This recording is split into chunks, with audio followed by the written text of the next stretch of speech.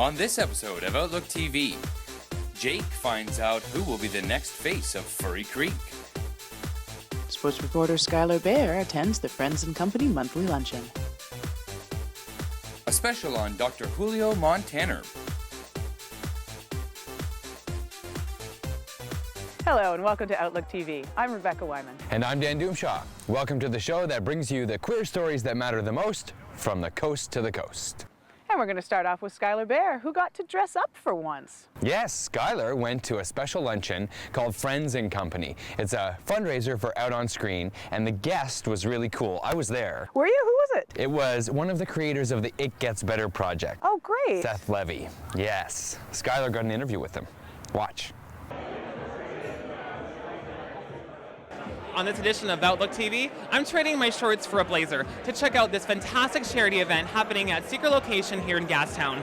Friends and Company is hosting this charity event, which supports anti-bullying and out in schools.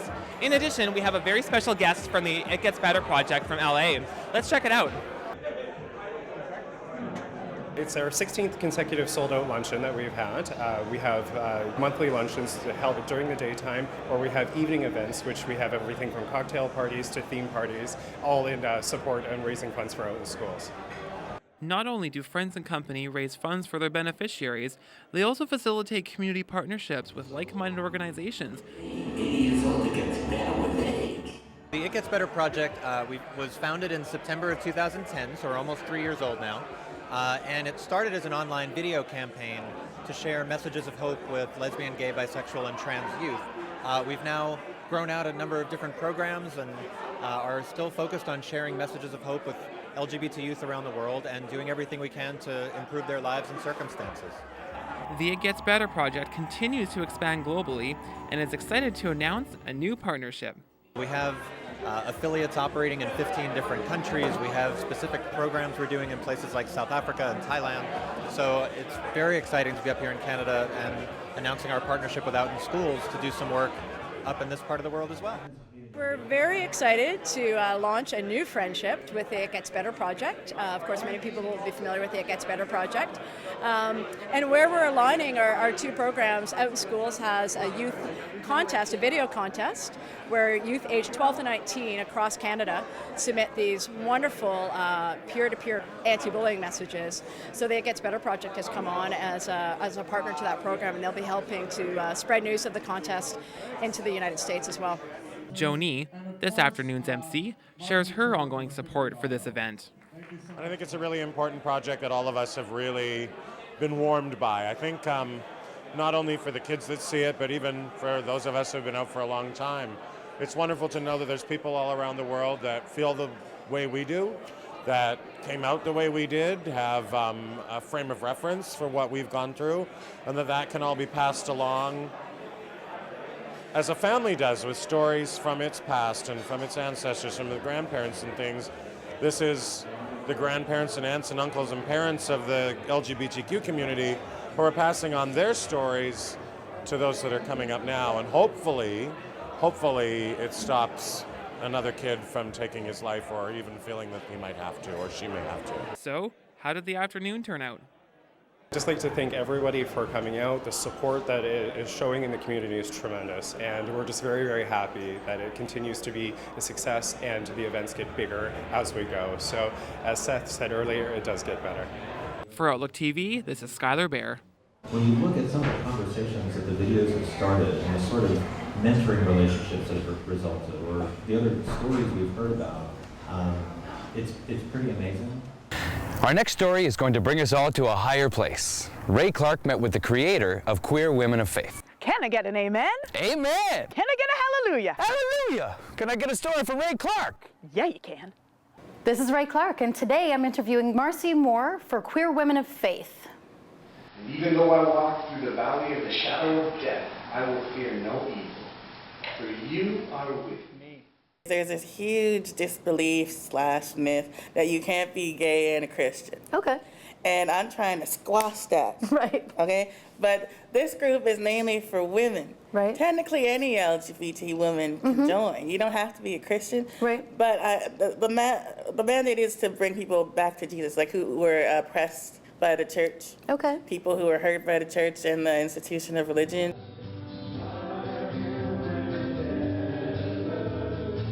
Where I want to see it going is, yes, we will form a group, creating a community of healing and embracing everyone, loving unconditionally. And I also want to see us marching in the Pride Parade, or be going to every Pride and setting up a booth, talking about the group. Some of us will be mobile and actually go into the crowd and minister to people, talk about it.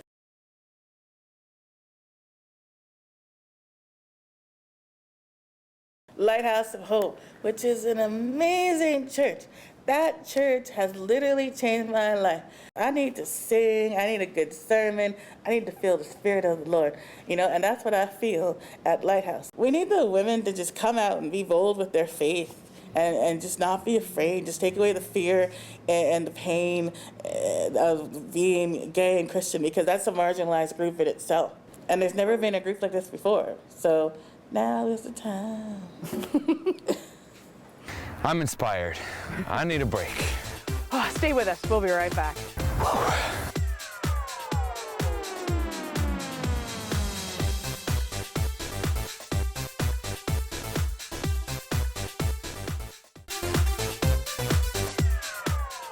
We may not have George Stroumboulopoulos for you, but we do have his hero.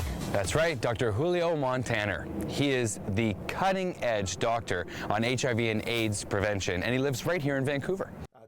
Dr. Julio Mantener, a world-renowned leading AIDS researcher and director for the BC Centre for Excellence in HIV and AIDS, was involved in the battle against the AIDS virus since 1981. And my boss at the time, Professor John Rudy, was asked to lead a pan-Canadian study assessing the toxicities of this drug ACT. And among other people, he asked me to join that team, and that was the beginning of the end for me. I became involved in the antiretroviral therapy research, and I never looked back. In the early 80s, a test was developed, but there was no treatment. This created controversy. Because oftentimes people said, what am I going to test for? I know what I need to do to protect myself. I know what I need to do to protect others. The treatment is very unsatisfactory. Imagine this is before ACT became available. And so people were very ambivalent about taking the test. Clearly, it's different now. Things have changed dramatically. We now have the opportunity, since 1996, when our own research showed that triple drug therapy can actually stop the virus from replicating completely, we can change the natural course of the disease, and therefore the strategy has evolved dramatically differently as a result. Current treatment has shown to decrease transmission of the virus by 96.5%. In a prospective randomized controlled trial, it was shown that the treatment given in immediate form decreased the likelihood of HIV transmission by 96.5%. Remarkable. Not even a vaccine would be expected to be as effective, given what we know about this virus today. So today, the single most effective tool to control the epidemic, both morbidity, mortality, and transmission, is to get people tested, and in addition to that, access treatment as soon as possible for their benefit and secondarily to prevent transmission. Now, having said that, I'll be the first to admit that we need to do more. We need to do more and better, and in particular, individuals who are at particular risk, they need to take responsibility for their own health by preventing HIV transmission. How? By practicing safer sex, by practicing safer injecting practices among the injection drug use. So there are things that we can do, and we need to do more of that. Treatment is critically important, but we cannot just rely on treatment. We need to do what we can to use combination prevention approaches that ultimately will be very successful. BC is the only province in Canada where treatment is completely free and funds are provided for research, resulting in a decline of HIV cases. We have argued that if we were to implement this program across Canada, similar results could be seen around the country. Unfortunately, this is not happening, at least yet. And despite our continued attempts to enter into a dialogue with the federal government has no interest to participate in this discussion. Their answer is always the same: health is a provincial jurisdiction, go and figure. The problem is that I think at the root of this is the neglect on the part of the federal government for anything that has to do with HIV. They view this as sex and drugs and who knows what else, and therefore they have no interest on getting involved in this problem. At the end of the day, this is a public health issue. It should be a priority. As I often say, if this was H1N1 or the viral flu or whatever, the federal government would be running around with a federal response to this epidemic. HIV cases are rising steeply in the prairies, they are rising in Newfoundland, they are rising in Ottawa of all places, and yet we have no political leadership to take a serious stance against it. It is a shame. It is, in my opinion, negligent not to do so. AIDS and HIV treatment is a global challenge. The beginning of the end of AIDS is today, but we need your help to make it happen. And if it can happen in Canada, it can happen around the world. And we need to ask our political leaders to make the investment that needs to be made so that one day there will be an HIV and AIDS-free generation. And now it's time for our Out Across Canada section. We bring you to Edmonton, where we have connected with Maria. Hello, Maria. Hi, Dan and Rebecca. So I've got some fun events for you happening in July. The first event that we have is Fruit Loop, which is taking place at the Yellowhead Brewery on July the 12th. So basically, Fruit Loop is a fun event for the LGBTQ community to come out and hang out. And each month, for each different event, we've got a new group that will be featured. So this July event will have the Pride Center as the featured community group at the event. So be sure to check that out. While we're talking about the Pride Center, there are a lot of fun events that are happening at the Pride Center in July as well. Every single week, we have a program called Queer Lens, where a different topic is discussed. So you can come and hang out and hear the different speakers that will be discussing the different topics and also contribute to the conversation. We also have a men's group and a women's group, a group for transgendered people called TTIQ, and recently added is a newcomers group. And then finally, there are also fun things you can do with your friends, such as a games night and also a couple of different movie nights. So be sure to check all those out in July. So that's all I have for you now, and I'll see you again in August. Take care. Thanks, Maria. We're off again. Next stop, Winnipeg. Zatina, how's it going? Hi, Dan and Rebecca. This is Satina from Winnipeg. No, it's not the Little Mermaid. It's me. Here's coming for news. In Winnipeg, we have a lot of awesome events for July. Starting off, everything is the Peer Project for Youth at the Rainbow Resource Center. On July 8th and 10th, we are having a 2-hour seminar from 7 to 9 p.m. featuring 4 of Winnipeg's best drag queens. We'll be doing Drag 101. It'll be a great event, great learning experience for them to see why we do drag. July 8th and 10th at the Rainbow Resource Center. And leading up to Coronation, it's probably one of the biggest events in gay history, except for Pride, because Pride's a bit bigger. But this one lasts for 4 days. It's a big party. The 18th to the 21st of July at the Radisson Hotel. On the 14th, it is the In-Town show, where the in-town performers get to show you what they have. On Friday, the 19th, it is the Out-of-Town show, where our out-of-town guests get to show us what they have. And on Saturday is Carnival. It's where all the command performances get to show us what they have. All of a sudden, and also our Emperor and Empress get to step down, and then we elect the new monarchs that will represent our city. And rounding up all the events in July, we have Fame Nightclub.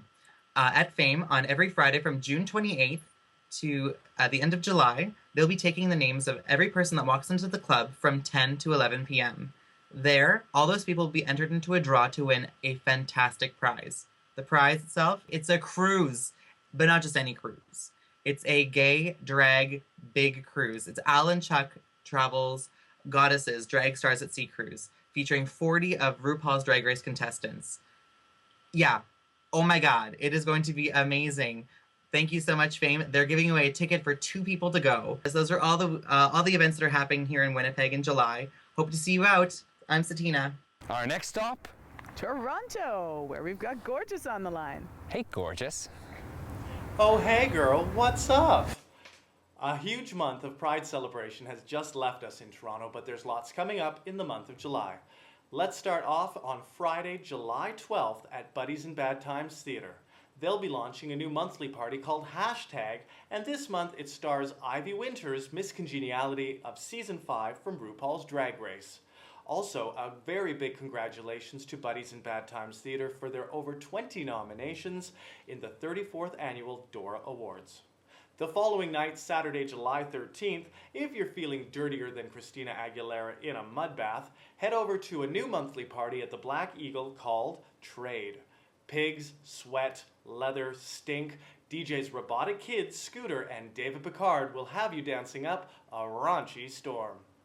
If you're not feeling so dirty, head over to the other side of town to Augusta House for BWS, the monthly Business Women Special. If you've got a sense of humor and don't take yourself too seriously, put your dancing shoes on and head over to the monthly party Business Women Special. The following day, on the 14th of July, there's an all-ages tea dance right here on Church Street at the Second Cup. Presented by Pink Play Mags, there'll be giveaways, DJs, and live performances at the all-ages tea dance from 4 till 7. The big event this month, though, has got to be the 15th annual departure for the Friends for Life Bike Rally. This year, over 400 cyclists and crew will depart on a 6-day journey from Toronto to Montreal. Over 600 kilometers will be cycled. This is the sustaining fundraiser for the Toronto People with AIDS Foundation, and there's still lots of time to make a donation online at www.bikerally.org. We're sure you'll have a gorgeous month of July, and we'll see you next month here on Out Across Canada for the month of August. Don't forget, you can always call me gorgeous. Hands in. And break. People say our proud town of Furry Creek is both smart and sexy. No.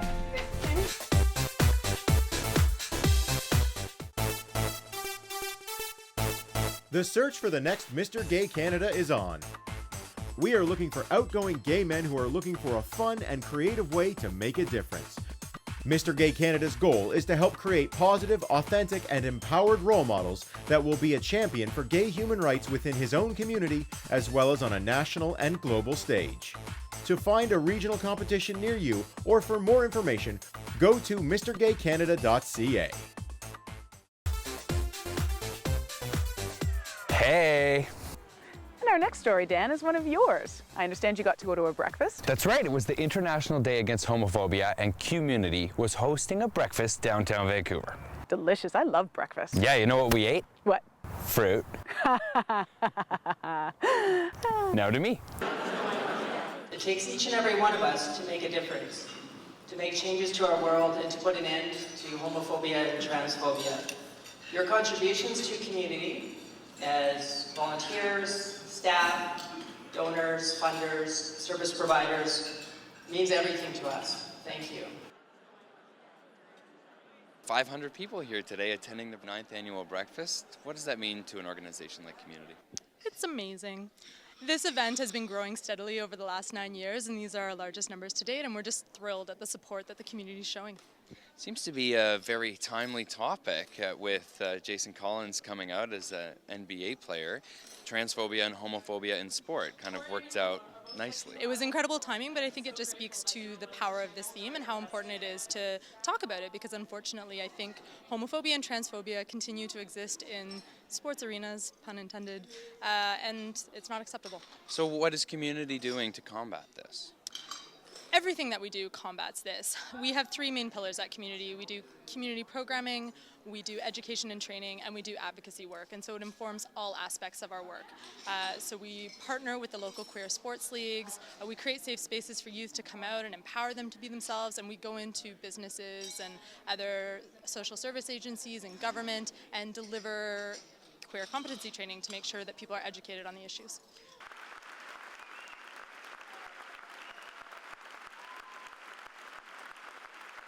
It's been a good morning for you. You just finished addressing 500 people at this breakfast. How do you feel? Kind of like getting down off that really high, but it was amazing and it was a great opportunity to share my story. When I was 9 years old, I went to the BC Children's Hospital and met Dr. Metzger, who's the endocrinologist there. He gave me Lupron, which is a hormone blocker, which ultimately saved my life. If I didn't go on that when I did, I'm positive I wouldn't be here. Community is a great organization, and I think that I definitely wouldn't have been able to transition the way I did without the support of my community and also community itself. 35 years ago, I was a swimmer in the 1978 Commonwealth Games and was introduced to the pain and humiliation of homophobia and transphobia in sport that echoes to this day. Let me share a personal... There were a lot of challenges this morning to the audience to stand up to homophobia and stand up to transphobia in sport. What would be the first goal for UBC to become more accepting of trans and LGBTQ in sport? Well, I think it has to begin with education, and I think that we haven't been doing enough in that space. So there are plans in place ready for the new start to the 2013 academic year for education around diversity issues, including LGBTQ, with staff and with coaches and with student athletes. So that will be the first place that we begin. For Outlook TV, this is Dan Doomshaw in Vancouver. The question weighing on my mind is, who is the face of Furry Creek? Oh, is this like Guess Who? Does he have a mustache? Is he bald? Does he wear glasses? We sent our reporter Jake to find out. Our local government is planning an extensive marketing campaign to get people to spend their tourist dollars here in our fair town. But who is going to be in these advertisements? Who is going to represent Furry Creek? A beautiful model? That would make more sense, but no. Our CBFC Channel 12 is holding a competition to find the face of Furry Creek. The Face of Furry Creek is like a fake mock reality show about a small town that is sort of down in the dumps. They have no tourism, so they want to start a tourism campaign. So they hold a contest to find the face of Furry Creek. And then a whole bunch of weirdos try to enter the contest. And all of those weirdos are played by myself, Michael Venus, Amy Goodmurphy, and Ryan Steeles. People say our little town of Furry Creek is magical. No, that's not quite. No, not really what we were. Okay, that'll do. We just switch it up. All of us play sort of girls and boys, and depending on what was needed. Right. And so what was your inspiration behind the concept of the show? I think it was a lot of stuff, but mostly because of just reality TV, really, and sort of the craziness of being able to become famous doing almost nothing. I mean, or being a horrible person in some cases. So I kind of just wanted to, draw from all of my favorite reality shows and kind of poke fun of them by having all these horrible people enter a contest. And people say our proud town of Furry Creek is both smart and sexy. What I did when I was writing the show was that there's a television component. Obviously, they're all in a contest, but each week the contestants have to make digital media. So you see a little bit of that in the TV show, but to actually see what they made, you have to go to the website. So the website is sort of a fake contest website where we post all the stuff that they made, and you can vote and you can read all about them. So we actually put in almost as much time into the website and the website content as we did in the television show. So it's a fairly extensive project, and it's totally free. Just a sec, sweetie. I've got 10 likes, 4 retweets on this ridiculous Insta pic I posted on Pin It, Face Like, and Twatter. All right, so thank you very much for the interview today. Oh, thank you. And for all of you watching Outlook TV, the show will be airing on Mondays on OutTV Network in Canada at 9 p.m. Eastern and Pacific time. And the related digital media will be posted each week as the episodes air. So stay tuned. Each week, our TV contestants will be tasked to create digital media, which we will be posting right here on faceoffurrycreek.com, so that you, the voting public, the fine citizens of Furry Creek, and beyond, can help us decide who will be the face of Furry Creek. Well, unfortunately, that's all the time we have for this episode, but there is going to be a second one in June, so don't go anywhere. So many queer events that we are double episoding this month. And in the meantime, don't forget to like us on Facebook, follow us on Twitter, all that kind of stuff. Check us out on YouTube. Heck, why not? All the past episodes are there, and if you'd like to volunteer with us, please contact us. And if you'd like to volunteer for Pride, please contact Pride. Until next time, I'm Rebecca Wyman. And I'm Dan Doomshaw. Stay fabulous, Canada.